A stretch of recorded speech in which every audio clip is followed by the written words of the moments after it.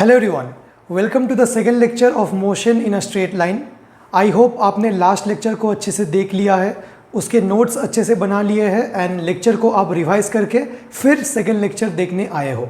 In the last lecture we talked about the scalar and vector quantities and आज हम continue करेंगे from the first topic of kinematics, that is rest and motion. अच्छा, आपको ऐसा लग रहा होगा कि लास्ट लेक्चर का लेंथ थोड़ा सा ज़्यादा है क्योंकि उतना कुछ ज़्यादा समझाया नहीं गया था, बट मैंने इंटेंशनली लेंथ थोड़ा ज़्यादा रखा था कि आपको काइनेमेटिक्स का introduction and scalar and vector quantities काफ़ी अच्छे से समझ में आ जाए। अगर आपको पहले से आते हैं तो लेक्चर का स्पीड आप इंक्रीज़ कर सकते हो ऑन यूट्यूब, बट इस लेक्चर को मैं सबके लिए रख रहा हूँ जिन्होंने पहले ये टॉपिक नहीं किया है, इसीलिए लेक्चर की लेंथ थोड़ा सा ज़्यादा है, एक्सप्लेनेशन थोड़ा सा डीप है। अगर आपको स्लो लग रहा है तो आप इसको फास्ट फॉरवर्ड कर सकते हो। तो चलिए आज हम स्टार्ट करते हैं फ्रॉम रेस्ट एंड मोशन। तो आज का टॉपिक है रेस्ट एंड मोशन। जैसे ही आप रेस्ट एंड मोशन सुन रहे हो तो आपको लग रहा है भैया इसमें आप क्या बताओगे, ऑब्जेक्ट कब रेस्ट पे है, ऑब्जेक्ट कब मोशन में है। ये तो बहुत ही बेसिक बात है, हमें बचपन से पता है। एक ऑब्जेक्ट रेस्ट पे है इसका मतलब ऑब्जेक्ट रुका हुआ है, एंड एक ऑब्जेक्ट मोशन में है इसका मतलब ऑब्जेक्ट मूव कर रहा है। इसमें फिजिक्स में बताने की क्या बात है, ये तो मैं देख के बता दूंगा। एकदम सही, आप देख के बता सकते हो, बट उतना भी सिंपल ये नहीं है। सिंपल तो है बट एक कैच है इसमें। मैं आपको एक एग्जाम्पल देके समझाना चाहता हूँ इस रेस्ट एंड मोशन को, जैसा कि हम हमेशा करते हैं। एक एग्जाम्पल पहले हम लेंगे। मान लीजिए कि देयर इज़ अ बस,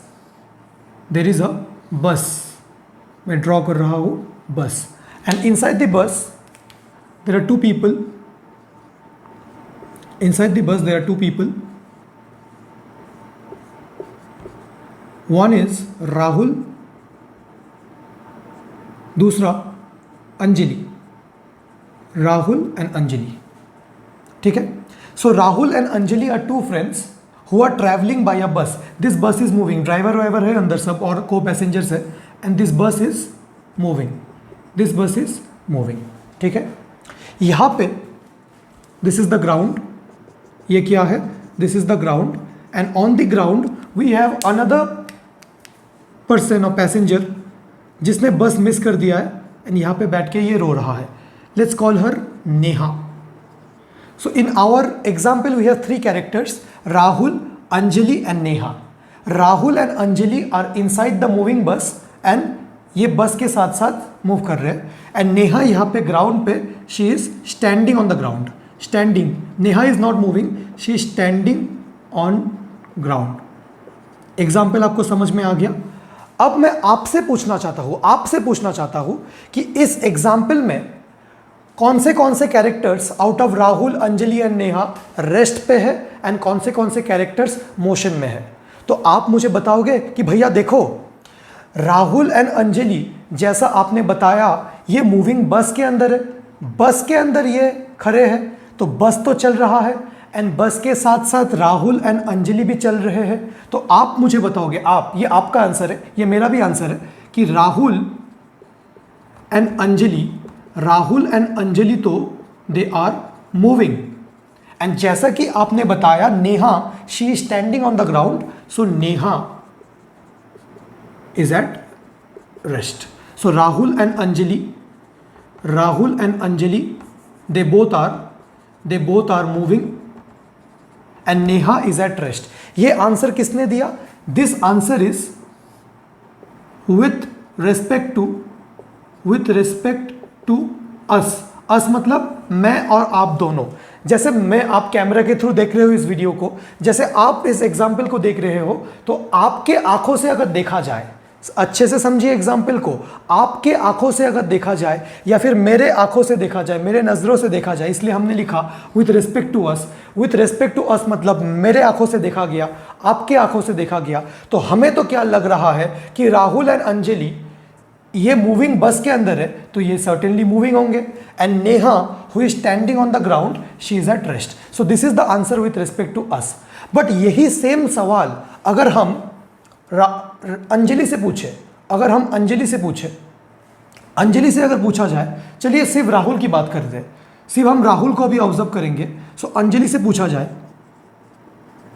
ठीक है ना, अंजलि से पूछा जाए कि अंजलि बताओ राहुल अभी रेस्ट पे है या मोशन पे है, सो अंजलि बोलेगी कि देखिए राहुल तो मेरे सामने खड़ा हुआ है बस पे, Rahul is constantly in front of me, बस चल रहा है बट उससे कोई फर्क नहीं पड़ रहा है, मैं राहुल को कॉन्स्टेंटली मेरे सामने देख पा रहा हूं। Anjali is standing inside the bus and Rahul is just in front of her, so Anjali is constantly observing Rahul in front of her. तो अंजलि बोलेगी कि Rahul, Anjali says Rahul is at rest, and Anjali का कंक्लूजन क्या है, Rahul is at rest because Anjali can constantly see Rahul in front of him. अगर Rahul moving होता, अंजलि बोल रही है, अगर राहुल मूविंग होता तो मेरे एंड राहुल के बीच का डिस्टेंस तो चेंज होता, मेरे एंड राहुल के बीच का डिस्टेंस तो चेंज नहीं हो रहा है। तो जब मैं अपने आंखों से देख रहा हूं, मैं कॉन्स्टेंटली राहुल को मेरे सामने देख पा रहा हूं, इसीलिए राहुल रेस्ट पे है।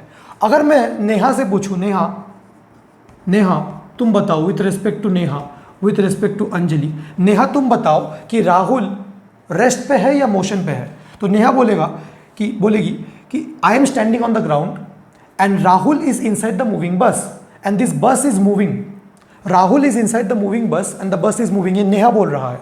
When Neha observes Rahul then Rahul is inside the moving bus and the bus is moving, है ना, एंड बस के साथ साथ राहुल भी मूव कर रहा है। सो अकॉर्डिंग टू नेहा या फिर with respect to Neha, Rahul is moving, Rahul is moving. इस एग्जाम्पल से शायद आपको बिल्कुल क्लियर हो गया होगा कि देखिए आंसर डिफरेंट आ रहा है। हम जब राहुल को देख रहे हैं, मैं और आप स्टूडेंट, मैं यहाँ पे teacher, when we both are observing Rahul then we both can see that Rahul is inside the moving bus and hence Rahul is moving. When Neha is observing Rahul, then Neha can see that Rahul is inside the moving bus. Rahul is inside the moving bus. Hence Rahul, with respect to Neha, Rahul is moving. But since Anjali is inside the same moving bus, जिस speed से बस move कर रहा है, अगर बस move कर रहा है with speed 20 kilometre per hour, तो Anjali is inside the bus, Anjali is also moving with 20 kilometre per hour, क्योंकि Anjali is a part of bus, Anjali का जो लेग्स है that is in contact with the bus, hence Anjali is also moving with speed of bus, Rahul is also moving with 20 kilometre per hour, that is the speed of bus. इसीलिए Anjali can not observe the motion of Rahul. Anjali को constantly लग रहा है कि राहुल तो मेरे सामने ही है, एंड ये बिल्कुल सत्य है। मैं आपको बस यही समझाना चाह रहा हूं कि rest and motion are not absolute terms. आप ऐसा कभी भी नहीं बोल सकते कि ये जो ऑब्जेक्ट मेरे सामने है ये एब्सोल्यूटली रेस्ट पे है या फिर एब्सोल्यूटली मोशन पे है। क्यों? Because rest and motion are relative terms. ये ऑब्जर्वर टू ऑब्जर्वर वैरी कर सकते हैं। देखिए यहाँ पे दो ऑब्जर्वर्स है। ऑब्जर्वर मतलब जो मोशन को ऑब्जर्व कर रहा है, एंड जिसको ऑब्जर्व किया जा रहा है इन अ गिवन सिचुएशन, ये सिचुएशन टू सिचुएशन वैरी कर सकता है। एक सिचुएशन में जो ऑब्जर्वर है वो दूसरे सिचुएशन में ऑब्जेक्ट हो सकता है। तो ये कुछ बेसिक टर्मिनोलॉजीज है। ऑब्जेक्ट मतलब जिसको ऑब्जर्व किया जा रहा है। यहाँ पे राहुल इज द ऑब्जेक्ट। मैं क्या क्या टर्म्स इंट्रोड्यूस कर रहा हूं एग्जाम्पल के साथ साथ। ऑब्जेक्ट, ऑब्जेक्ट मतलब समथिंग, ऑब्जेक्ट मतलब something that is being observed, something that is being observed. In our given example, Rahul is being observed by us, by Anjali, by Neha. So here for in our given example, example to example ये vary करेगा. That is Rahul, object. What is observer? What is observer? Observer is something, someone. See, object can be living as well as non-living, है ना? Object तो living भी हो सकता है, कोई human being भी हो सकता है, या फिर non-living भी हो सकता है। बट ऑब्जर्वर जो ऑब्जर्व करेगा उसका आंख होना चाहिए। So certainly it has to be living, someone who observes the motion, observes the motion. In our given situation we were the observer, Anjali was the observer, Neha was the observer. So this is observer and this is object. सो मैं यही कहना चाह रहा हूं कि अगर मुझे यह बोलना है कि some object is at rest और some object is in motion, this is a relative term. Relative मतलब रिश्तेदार नहीं, रिलेटिव मतलब ये ऑब्जर्वर टू ऑब्जर्वर वैरी करेगा। मैं अपने आंखों से देखूं तो इस एग्जाम्पल में मुझे लग रहा है राहुल एंड अंजलि दोनों मूविंग है। अंजलि अगर अपने आंखों से देखे तो उसको लगेगा कि राहुल रेस्ट पे है। राहुल अगर अपने आंखों से देखे तो उसको लगेगा अंजलि रेस्ट पे है। मतलब बस के अंदर जितने भी पैसेंजर्स है, बस के अंदर जितने भी पैसेंजर है, वो अगर एक दूसरे को देखे तो उन्हें लगेगा कि यार हम सब तो रेस्ट पे है, क्योंकि हम सब तो, हमारे बीच का डिस्टेंस तो चेंज नहीं हो रहा है। बट बस के बाहर से अगर पैसेंजर्स को देखा जाए, तो ऐसा लगेगा कि वो सारे passengers are moving. So rest and motion are absolute terms नहीं। एब्सोल्यूट मतलब हम एब्सोल्यूटली श्योर नहीं बोल सकते कि ये रेस्ट पे है या मोशन पे है। Rest and motion are relative terms मतलब ऑब्जर्वर टू ऑब्जर्वर ये वैरी करेंगे। एक ऑब्जर्वर के लिए एक ऑब्जेक्ट रेस्ट पे हो सकता है, जैसे नेहा के लिए Rahul was in a state of motion, but Anjali के लिए Rahul was in a state of rest. So same object can be at rest as well as in motion when observed by different observer.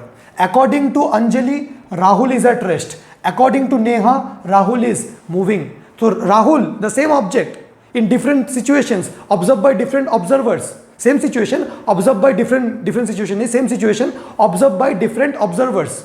एक बार रेस्ट पे है, एक बार motion में है। Rest and motion absolute terms नहीं है। रेस्ट एंड मोशन कैसे terms है? रिलेटिव टर्म्स है। मैं ये सब कुछ लिखाने वाला हूँ, आपको बिल्कुल चिंता नहीं करना। आप इस एग्जाम्पल को एक बार अच्छे से नोट कीजिए। ऑब्जर्वर कौन है एंड ऑब्जेक्ट कौन है, इसको एक बार अच्छे से नोट कीजिए। और एक टर्म मैं आपको यहाँ पे बताना चाहता हूँ, वो है फ्रेम ऑफ रेफरेंस। कहाँ पे बताऊँ?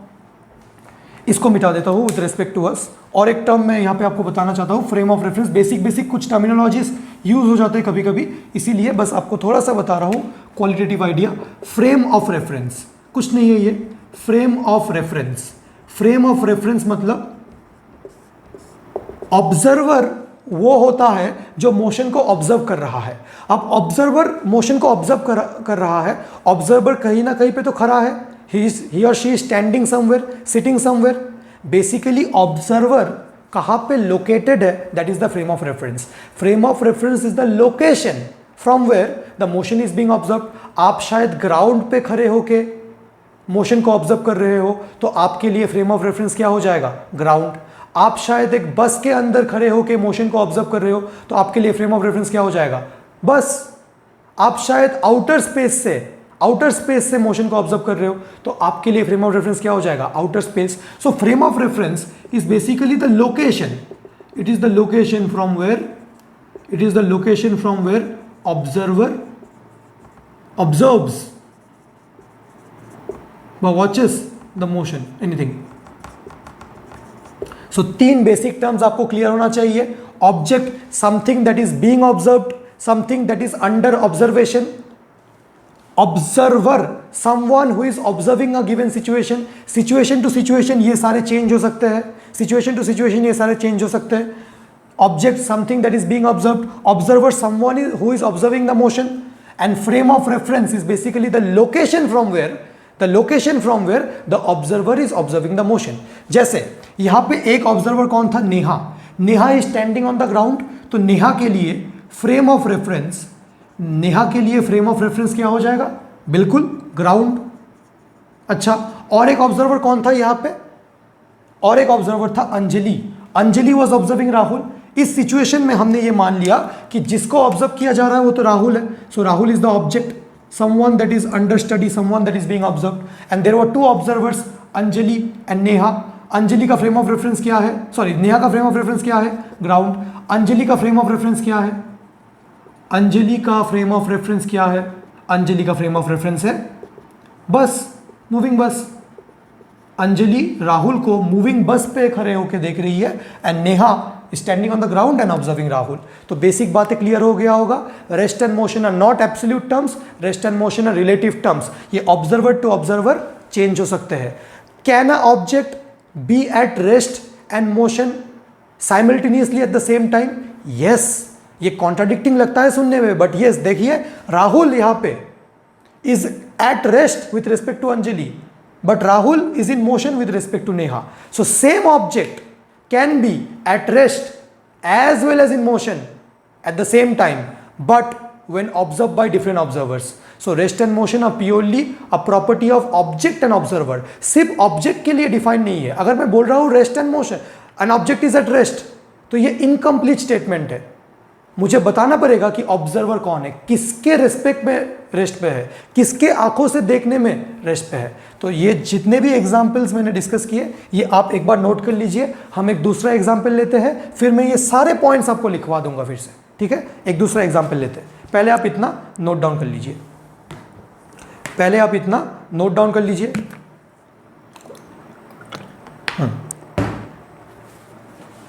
मैं मिटा रहा हूं.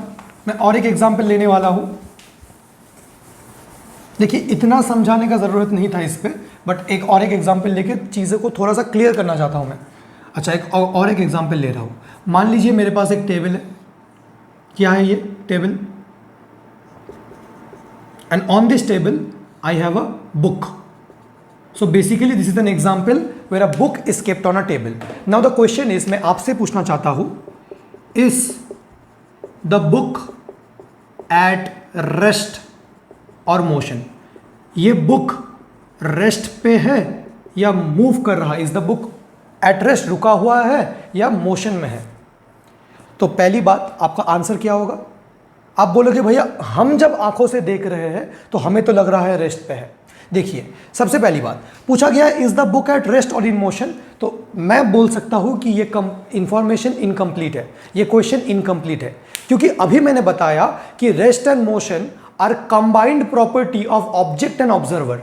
सिर्फ ऑब्जेक्ट को देके, इस एग्जाम्पल से मैं यही क्लियर करना चाह रहा हूं, सिर्फ आपने ऑब्जेक्ट मेंशन कर दिया कि बुक है, एंड आप पूछ रहे हो कि रेस्ट पे है या मोशन में है, इनकम्प्लीट क्वेश्चन है. सिर्फ ऑब्जेक्ट का इंफॉर्मेशन देके आप ये पूछ ही नहीं सकते. आपको बताना पड़ेगा कि कौन से ऑब्जर्वर के रेस्पेक्ट पे आप पूछ रहे हो, कौन से ऑब्जर्वर के आंखों से देखना है. तो यहाँ पे मैं इस क्वेश्चन को थोड़ा सा कंप्लीट करता हूँ. मैं दो ऑब्जर्वर्स लेता हूँ. Is the book eight rest और इन मोशन? यहाँ पे मैंने ग्राउंड मान लिया है, यहाँ पे ground, and on this ground I have an observer Neha. ठीक है, एंड ये तो टेबल है, टेबल के ऊपर बुक है. अब ये table, book, everything is a part of earth, है ना? जो भी है धरती का ही तो पार्ट है ना, धरती के अंदर ही हो रहा है ये सारे सिचुएशन. अब मैं और एक ऑब्जर्वर ले रहा हूं जो धरती के बाहर है. I am taking one more observer who is in outer space, and she is Anjali.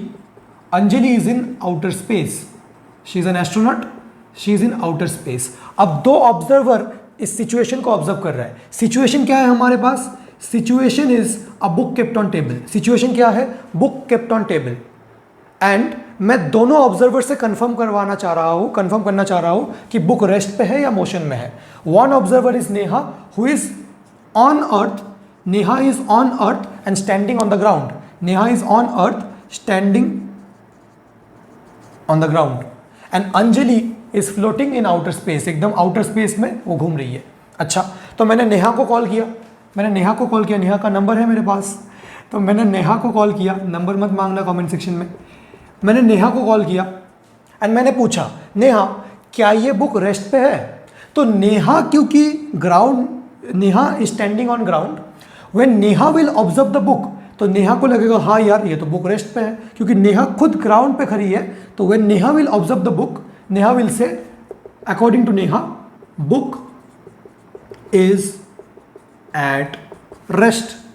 अच्छा, जब मैंने अंजलि से पूछा, मुझे उतना बिलीव नहीं हुआ नेहा, ठीक है ना. मैंने अंजलि से पूछा कि Anjali is the book at rest, तो देखिए अंजलि का आंसर क्या था. अंजलि ने बोला कि बुक कहाँ पे है. मैंने कहा धरती पे है, अर्थ पे है, वेस्ट बंगाल में है, इंडिया में है. तो इंडिया फिर वेस्ट बंगाल बोलना चाहिए. ओके, तो मैंने अंजलि से पूछा, ड्रामा बंद करते, मैंने अंजलि से पूछा कि is the book at rest. तो अंजलि ने कहा देखो मैं तो अभी आउटर स्पेस में हूँ, तुम कौन से बुक की बात कर रहे हो एक बार बताओ. मैंने कहा वो जो मेरे घर के टेबल पे रखा है. तो अंजलि ने क्या किया, एक टेलीस्कोप निकाला, एकदम हाईली पावरफुल टेलीस्कोप, एंड पूरा जूम करके उसने देख लिया. हाइपोथेटिकल सिचुएशन ऐसा होता नहीं है, पूरा जूम करके उसने देखा. तो उसने मुझे बताया देखो मैं तो आउटर स्पेस में हूँ, तुम्हारा जो टेबल पे बुक रखा है वो तो धरती का ही पार्ट है. मैंने कहा बिल्कुल धरती का ही पार्ट है, धरती पे ही तो है ना, या फिर कहीं और है. मैंने कहा yes it is a part of earth. तो अंजलि ने कहा कि अर्थ तो मूविंग है, अर्थ इज कंटिन्यूसली रिवॉल्विंग, मैंने कहा हाँ। अर्थ इज कंटिन्यूसली रोटेटिंग, मैंने कहा हाँ। एंड उसने बोला कि the table is a part of earth, तो अर्थ के साथ साथ तो टेबल भी रोटेट कर रहा होगा, मैंने कहा बिल्कुल। तो and the book is kept on the table, तो बुक भी तो रेस्ट पे नहीं है। तो अकॉर्डिंग टू अंजलि, अंजलि ने क्या कहा कि अर्थ इज मूविंग, अंजलि ने कहा earth is moving and book and table being a part of earth, है ना, table being a part of earth is also moving. इतना समझ में आ गया? Table being a part of earth is also moving, therefore the book is moving. तो मैंने और एक एग्जाम्पल से ये दिखाया कि रेस्ट एंड मोशन दोनों ऑब्जर्वर के लिए अलग है। एक ऑब्जर्वर जो खुद अर्थ पे है, उसके आंखों से देखा जाए तो this book is at rest, but for an observer who is in outer space, for an observer who is in outer space, this book is moving. So rest and motion are relative terms. इसका क्या मतलब है? So अगर आपसे पूछा जाए rest and motion are relative terms, explain. This means that same object book can be at rest as well as in motion at the same time, but when observed by different observers. एक example दे दो, a book kept on table is at rest with respect to an observer near the book, but is in motion with respect to an observer in outer space. एक example. Second example अगर आपको देना है, in a moving bus all the passengers are at rest with respect to each other, or with respect to a person in a moving bus, his co-passengers are at rest, but with respect to an observer outside the moving bus all the co-passengers are moving. तो ऐसे काफी examples आपके book में भी given है, आप बिल्कुल देख सकते हो। ठीक है, एक ह्यूमरस से एग्जांपल आपको दिखाता हूँ लास्ट। आप बोलोगे भैया एक टॉपिक कितनी बार समझाओगे, बस थोड़ा सा, क्योंकि आपको शायद इंटरेस्ट आ ही रहा होगा, बस एक ही लास्ट एग्जाम्पल। मान लीजिए कि ये तो एक ह्यूमरस सा है इसलिए बस बता रहा हूँ। मान लीजिए कि आप ट्रेन से जा रहे हो and you want to go to Delhi. तो आपने यूजुअली ऐसा सुना होगा कि लोग ट्रेन में पूछते हैं भैया दिल्ली आ गया क्या, हैज़ दिल्ली अराइव्ड, भैया दिल्ली आ गया क्या, ऐसा आपने सुना होगा। तो जब मैं बोल रहा हूँ दिल्ली आ गया, क्या इसका मतलब है कि दिल्ली अपने जगह से उठ के मेरे पास आया, या फिर मैं दिल्ली जा रहा हूँ? ये कैसी बात है? जैसे कोई मेरा दोस्त दिल्ली में है, मैं उसको कॉल कर रहा हूँ और मैं बोल रहा हूँ यार मैं दिल्ली आ रहा हूँ, अभी तक दिल्ली आया नहीं है, वो बोल रहे कि अब तू कहाँ है? मैंने कहा कि मैं तो ट्रेन में हूँ, अभी तक दिल्ली आया नहीं है, अभी थोड़ी देर में दिल्ली आ जाएगा। तो वो बोलेगा अरे पागल, दिल्ली तो अपनी जगह ही है, ये बता कि तू दिल्ली आ रहा है। ठीक है ना? तो इस एग्जाम्पल से मैं आपको बस यही दिखाना चाह रहा था कि जब मैं बोल रहा हूँ कि दिल्ली आ गया क्या, तो मैं यहाँ पे ऑब्जर्वर हूँ। ऑब्जर्वर हमेशा खुद को रेस्ट पे मान लेता है। ऑब्जर्वर क्योंकि मेरे आंखों से मैं देख रहा हूं, मुझे लग रहा है कि मैं खुद रेस्ट पे हूं and Delhi is moving towards me, है ना? जब मैं दिल्ली जा रहा हूं तो the distance between me and Delhi is decreasing, तो आइदर बोल सकता हूं कि I am moving towards Delhi या Delhi is moving towards me. So rest and motion are relative terms. ये बात आपको समझ में आ गई? यहाँ पे लिखने का कुछ नहीं है। अब बस जितने भी इंपॉर्टेंट पॉइंट्स मैंने डिस्कस किए हैं वन बाय वन मैं आपके लिए वो लिख देता हूँ एंड आपको समझ में आ जाना चाहिए। इंपॉर्टेंट नोट से ये सारे नोट, एक एक नोट का वैल्यू है 1 लाख रुपए। 1 लाख रुपए के नोट है, अभी तक ये मार्केट में निकले नहीं है। ठीक है ना? 1 लाख रुपए का सिंगल नोट नहीं निकला है।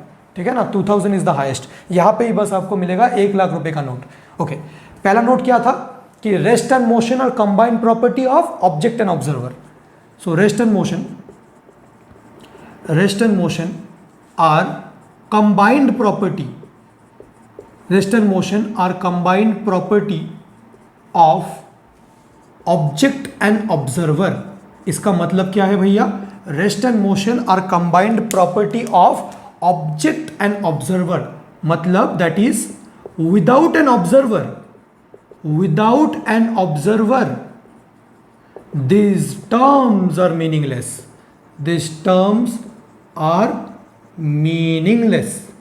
बात समझ में आ गया? अगर ऑब्जर्वर नहीं है तो ये टर्म मीनिंगलेस है। मैं ये नहीं बोल सकता हूं this object is at rest. Observer कौन है ये मुझे बताना जरूरी है, ठीक है? अच्छा, सेकेंड पॉइंट में मैं ये बोल सकता हूं कि देखिए हमेशा ना वो ऑब्जर्वर मेंशन नहीं करता, हमेशा ऑब्जर्वर मेंशन नहीं करता। अगर आपको पूछा जाए, ऐसे एक क्वेश्चन पूछा जाए, is this book at rest, जैसे पूछा गया था, तो देखिए इस क्वेश्चन में ऑब्जर्वर मेंशनड ही नहीं है। तो अगर ऑब्जर्वर एक्सप्लिसिटली मेंशन नहीं है फिर भी आपसे क्वेश्चन पूछा जा रहा है, तो एक तो आप बोल सकते हो कि वैसे देखा जाए तो ये इनकम्प्लीट है, बट आपको एज्यूम करना पड़ेगा। अगर ऑब्जर्वर कुछ बोला नहीं गया है फिर भी आपसे क्वेश्चन पूछा जा रहा है, तो आपको एज्यूम करना पड़ेगा कि ऑब्जर्वर जस्ट इमीडिएट सराउंडिंग्स में है। मतलब अगर ये टेबल है and this is the book and आपको पूछा जाए कि is this book at rest, तो आपको ये एज्यूम करना पड़ेगा कि जो ऑब्जर्वर है वो जस्ट इस टेबल के इमीडिएट सराउंडिंग्स में है। इमीडिएट सराउंडिंग्स का क्या मतलब है? इमीडिएट सराउंडिंग्स ये एक टर्म आपको मिल सकता है। इमीडिएट सराउंडिंग्स का मतलब ये है कि अगर ये बुक है तो ये बुक किसी ना किसी रूम में होगा, तो रूम के रिस्पेक्ट पे क्या ये बुक रेस्ट पे है? अगर मेरे जैसे कि I am taking this wireless mouse and मैंने इस वायरलेस माउस को मेरे हाथ में रखा है एंड मैं पूछ रहा हूँ is this wireless mouse eight rest. अगर मैंने ऐसा पूछा और मैंने कुछ ऑब्जर्वर मेंशन नहीं किया कि आउटर स्पेस में क्या कहा है, अगर कुछ नहीं मेंशनड है तो आप मन ही मन ऐसा एज्यूम कर सकते हैं कि ये observer is just in the immediate surroundings of this mouse. ये माउस मेरे हाथ में है, इसका इमीडिएट सराउंडिंग्स क्या है? ये रूम। एंड इमीडिएट सराउंडिंग्स में कौन है? मैं हूं। मैं जब देख रहा हूं इस माउस को तो मुझे तो लग रहा है कि इस माउस का पोजीशन चेंज नहीं हो रहा है, इसलिए मैं कहूंगा कि this mouse is at rest. So यही मैं समझाना चाह रहा हूं कि अनलेस अदरवाइज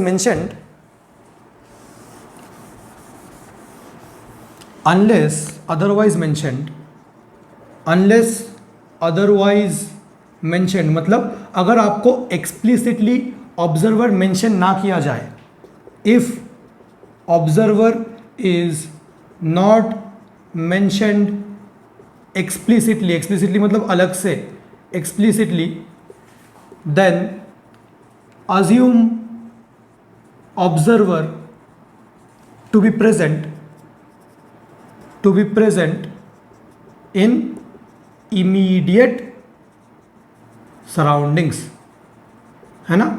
एंड इसी इमीडिएट सराउंडिंग्स के रेस्पेक्ट पे हम बोल सकते हैं कि अगर मान लीजिए एक ऑब्जेक्ट है तो मुझसे पूछा जाए is this object at rest और इन मोशन, मैं कब बोलूंगा कि ऑब्जेक्ट रेस्ट पे है, कब बोलूंगा एक ऑब्जेक्ट मोशन में है?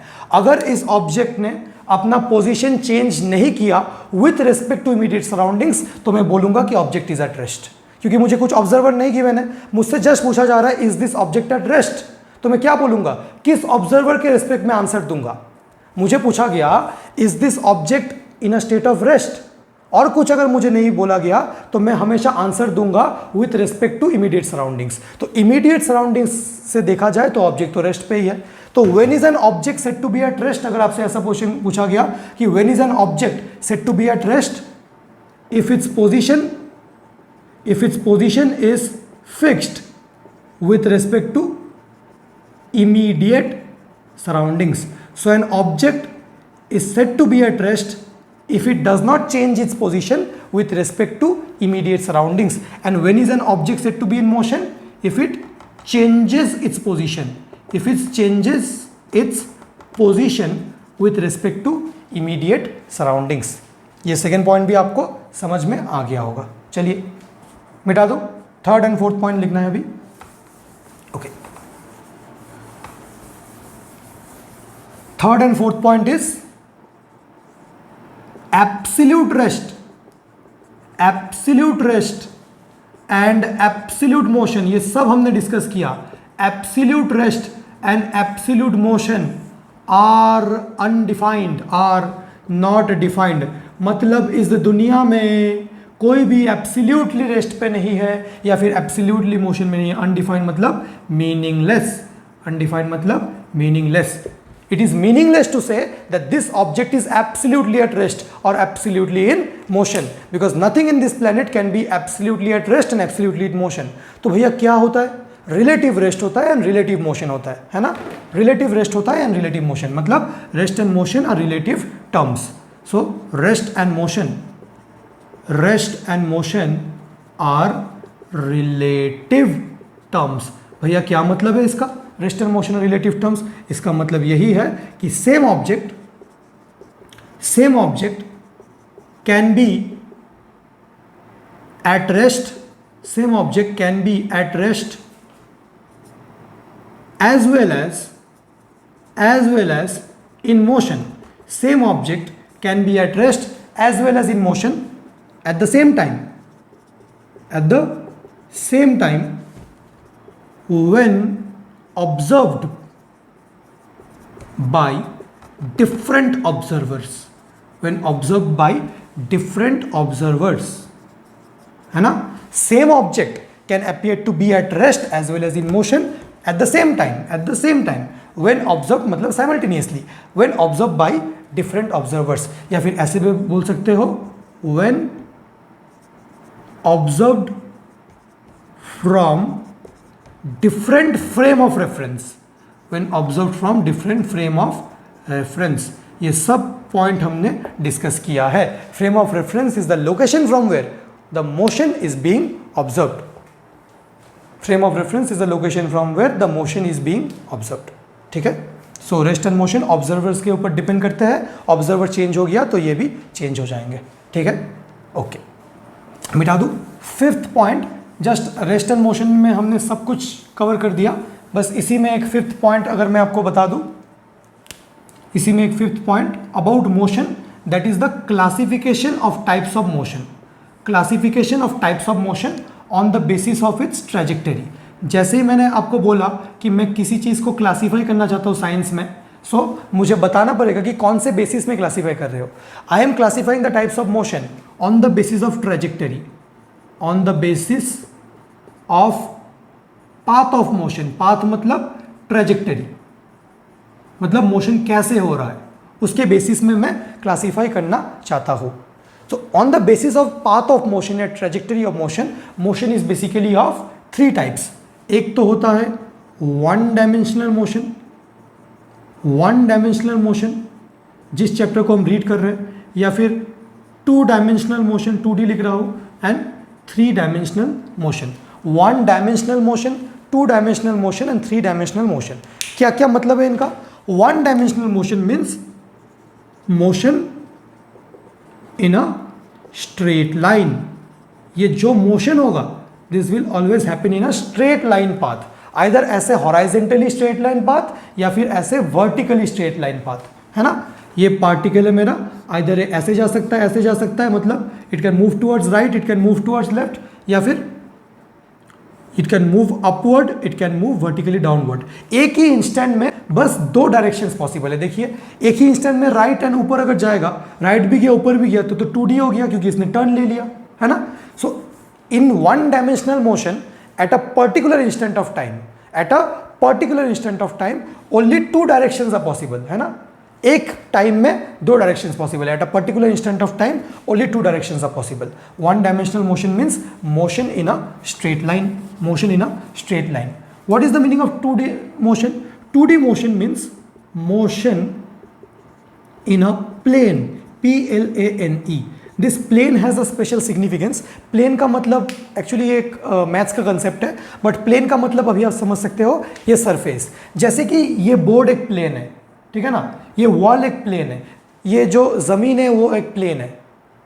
एक हॉराइजेंटल सरफेस को हम प्लेन बोलते हैं. ऐसे एक हॉराइजेंटल सरफेस को हम प्लेन बोलते हैं. तो मोशन इन प्लेन कैसा होगा? मान लीजिए ये मेरा पार्टिकल है, ये ऐसे जा रहा है टुवर्ड्स राइट, एंड फिर ये ऊपर जा रहा है, फिर ये ऐसे जा रहा है. देखिए इसी सरफेस में मोशन हो रहा है. जैसे इसमें मार्कर को पकड़ूँ, इस मार्कर को पकड़ूँ, अगर मैं ऐसे ऐसे इसको ले लूँ मार्कर को, तो this is motion in a straight line, ऐसे motion in a straight line. अब ऐसे गया, ऐसे गया, ऐसे गया, ऐसे गया. So zigzag motion on a horizontal ground, that is motion in a plane. एक प्लेन मतलब इसी सरफेस में हो रहा है, अब इस सरफेस में होते होते ये सरफेस के बाहर आ गया, तब ये 3D मोशन हो जाएगा, मोशन इन स्पेस। कोई भी सरफेस सिलेक्ट करो, उस सरफेस में मोशन करो। जैसे ग्राउंड है, ग्राउंड में आप गाड़ी लेके ऐसे जा रहे हो, जैसे ग्राउंड है, जैसे कि ये मेरे हाथ में ऐसे जा रहा है, ये मोशन इन प्लेन है, ये टर्न ले सकता है, ऐसा हो सकता है, बट ये उड़ के हवा में नहीं जा सकता, तब वो मोशन इन 3D हो जाएगा। तो motion in plane, and this is motion in space. कुछ एग्जाम्पल्स हम दे सकते हैं यहाँ पे। Motion in a straight line, देखिए, तो आप बोल सकते हो कि भैया motion of a car on a straight road ऐसे, बट सबसे अच्छा example motion in a straight line है, जो कि रियल एग्जांपल्स है। अगर आप मोशन ऑफ अ कार बोलोगे, फिर आपको स्पेसिफिकली मेंशन करना पड़ेगा स्ट्रेट लाइन। मैं तो कहता हूं कि एक ऐसा एग्जांपल दो जो कि नेचुरली स्ट्रेट लाइन में होगा। जैसे कि अगर मैं इस बॉल को वर्टिकली अपवर्ड फेंकूं, एक बॉल को वर्टिकली अपवर्ड फेंकूं, ऑब्वियसली मैं मान के चल रहा हूं कि यहाँ पे कोई एयर रेजिस्टेंस हवा नहीं है कि मैंने बॉल को ऊपर फेंका, हवा ने उसको डिफ्लेक्ट कर दिया। So a ball thrown vertically upward, ये पूरा ऐसे ऊपर जाएगा and in the straight line बाद नीचे आएगा। मैंने एकदम वर्टिकली अपवर्ड, मैंने तिरछा करके नहीं फेंका है। I have not thrown it at an angle, I have thrown it exactly vertically upward. अगर ये बॉल है तो ये पूरा ऊपर जाएगा एंड फिर नीचे आएगा। या फिर a ball drop from a height, अगर आपने ड्रॉप किया तो नीचे जाएगा। ऐसा नहीं है कि हवा है यहाँ पे हवा डिफ्लेक्ट कर देगा। सो मैं बोल सकता हूँ यहाँ पे a ball thrown vertically upward, a ball thrown vertically बोलना पड़ेगा हमें, वर्टिकली अपवर्ड, है ना। या फिर a ball dropped from a height. या फिर आप वो भी बोल सकते हो कि motion of a car on a straight line path, वो भी बोल सकते हो, बिल्कुल सही है। Motion in plane, motion in plane means motion of a car on road, है ना, क्योंकि जब कार ऑन रोड मूव करता है तो एकदम स्ट्रेट लाइन में है, वैसा तो नहीं है, तो बोल भी दो motion of a car on road on taking turn, है ना, ऑन टेकिंग टर्न। तो आप ऐसे एक्सप्लिसिटली मेंशन भी कर सकते हो कि मोशन ऑन अ कार, या car on road on taking a turn. या फिर एक बहुत अच्छा एग्जांपल है, इसे हम बोलते हैं कि projectile motion. Projectile motion, you read this in class 11। Projectile motion मतलब मैंने एक पत्थर को लिया एंड ऐसे फेंका। अगर ये मेरा ग्राउंड था तो मैंने पत्थर को मेकिंग सम एंगल, मैंने पत्थर को रिलीज किया with speed let's say 20 metre per second, making some angle with the ground. मतलब मैंने स्ट्रेट नहीं फेंका, ऐसे फेंका, ऐसे फेंका, ऐसे ऐसे, तो ये पत्थर ऐसे जाएगा। 1 second, I didn't catch that. Could you try again? Siri activated, okay. So ऐसे जाएगा, इसे हम बोलते हैं पैराबोलिक पाथ। सो इस मोशन को क्या बोलेंगे? Projectile motion.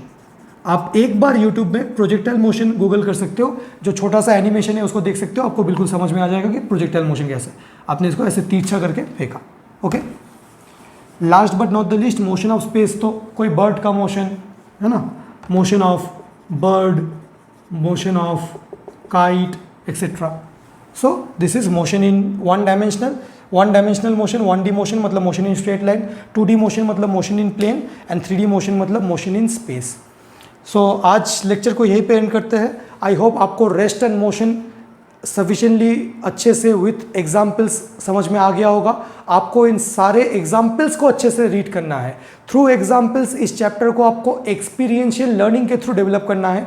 एग्जाम्पल्स को अच्छे से देखिए, जो रेलिवेंट थ्योरी है मैंने वो भी आपको बता दिया है। अगर आपको एग्जाम्पल्स पूछा जाए मोशन इन 1 डायमेंशन का, तो ball release from a height, ball thrown vertically upward. Motion in 2D पूछा जाए, projectile motion. Motion in 3D पूछा जाए, motion of a bird, motion of a kite etcetera. और भी डिफरेंट टाइप्स ऑफ एग्जाम्पल आप explore खुद कर सकते हो, ठीक है। सो आई होप ये लेक्चर आपको पसंद आया होगा। अगर आपका कोई डाउट है तो आप मुझे कमेंट सेक्शन में बता सकते हो, एंड अगर नहीं है तो will meet again in the next lecture. Next lecture में हम some basic terms related to motion start करने वाले हैं। टिल देन आपको ये सारे चीज़ें अच्छे से समझ में आना चाहिए। इनको अच्छे से नोट डाउन करके रिवाइज करके फिर नेक्स्ट लेक्चर देख ले आना। So please take care of yourself and happy learning. Bye.